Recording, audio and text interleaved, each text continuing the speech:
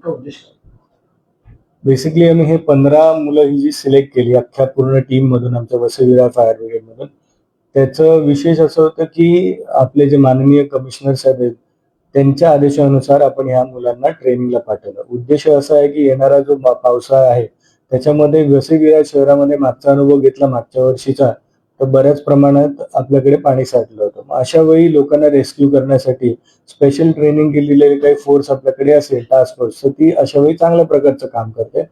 इतरही कर्मचाऱ्यांना आपण ट्रेनिंग दिलेली आहे, परंतु हे एनडीआरएफचे आपण एक स्पेशल फोर्स त्यांना आता इकडे तयार केलेला आहे. सर, पावसाळा जवळ येतोय, अशा बऱ्याच दुर्घटनाही टाळता येत नाही. लोकांना म्हणजे नागरिकांना काय वाटतं?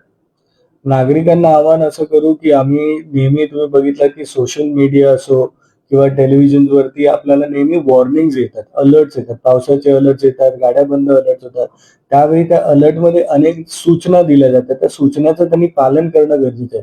जसं जर आता ट्रॅकवरती पाणी साचलं तर रेल्वे निश्चितच बंद होते. मग जर रेल्वे बंद आहे, रस्त्यावरती पाणी आहे, तर लोकांनी घरी राहणं गरजेचं आहे. शाळेत मुलांना पाठवू नये अशा वेळी. कारण काय होतं की मग ते फायर सर्व्हिस असो किंवा कोणतेही तुम्हाला एनडीआरएफ असे फोर्सेस जे तुम्हाला मदतीला येतात अशा डिझास्टरमध्ये, त्यांचं काम वाढतं. मग जर तुम्हाला काय अलर्ट दिले तर ते फॉलो करा, अशी आमची एक रिक्वेस्ट राहील जनतेला, असं आवाहन करतो.